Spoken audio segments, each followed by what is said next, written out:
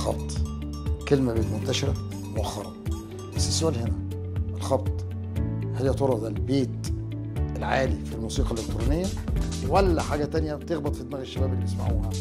قبل ما تجاوب خليني أقول لك إن صناعة الخبط، قصدي صناعة التكنو، بتدخل 15 مليار دولار سنويا. لو مش مصدقني تعال نسأل السؤال. السوق بيقول إيه؟ مع مصطفى إسماعيل.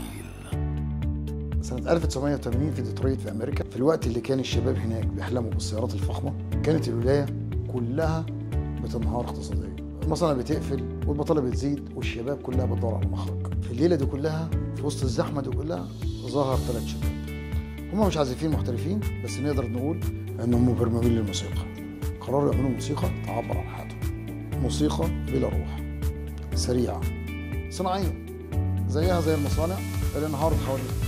بدل الجيتار استخدموا آلات الكترونية. النتيجة كانت مزيكا أشبه بصوت الروبوت، إيقاع متكرر بارد، لكن في حاجة زي السحر تخلي جسمك يتحرك.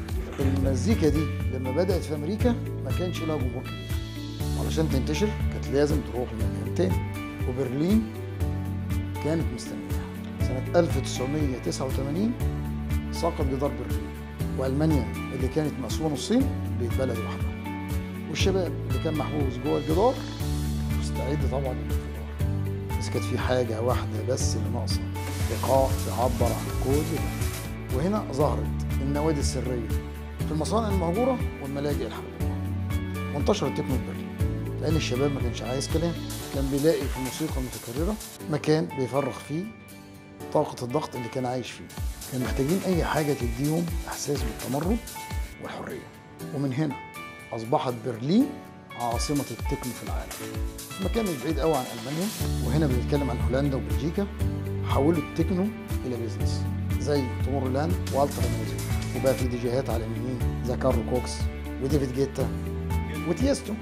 التكنو اللي بدأ كحركة شبابية ثورية فتحول لأكبر صناعة ترفيهية في العالم، وبقى يبيع تذاكر بمليارات الدولارات، وبقت في شركات عملاقة تتحكم في السوق زي لايف نيشن، يونيفرسال ميوزك، سوني ميوزك، وشركات تانية كتير، في منها المعروف وفي منها مش معروف. ودلوقتي تعالى احكي لكم على الجانب المظلم في الموضوع كله. موسيقى بدون توقف، ايقاع متكرر، طاقة مستمرة، وطبعا محتاجين حاجة تخليهم يكملوا طول الليل.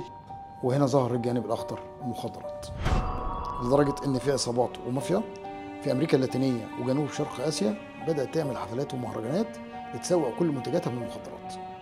الجانب المظلم الثاني ليه دعوة بالكبار اللي ماسكين اللعبة، لدرجة إن في ناس كتير اتهمتهم إنهم بيروجوا لشعارات غامضة وماسونية في الحفلات والمهرجانات والنوادي الليلية، وبيتهموهم إن كل ده مؤامرة للسيطرة على عقول الشباب. التكنو مش شر، بس زيه زي أي حاجة في الدنيا، لو زاد عن حده هينقلب ضده. الموسيقى مش خطر، لكن الهروب من الواقع هو الخطر الحقيقي. الاحتفال مش غلط، بس طبعا أكيد مش طول الوقت. احنا مش لازم نكون ضد الموسيقى، بس احنا لازم نفكر ونقول لنفسنا احنا بنستمتع ولا بنضيع وقت؟ هل الموسيقى بتكملك ولا بتسرقك من نفسك؟ في الحلقة دي أنا يهمني بجد إن أسمع منكم وتحكوا لي عن تجاربكم في التعليقات، وما تنسوش دايما نسأل السوق.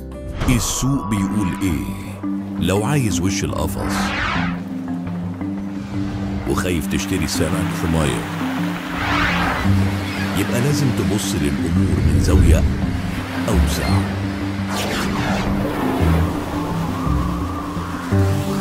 وتقرأ وتابع وتفهم كل اللي حواليك. ولو عايز كل ده في حتة واحدة، يلا بينا نسأل السوق. السوق بيقول إيه؟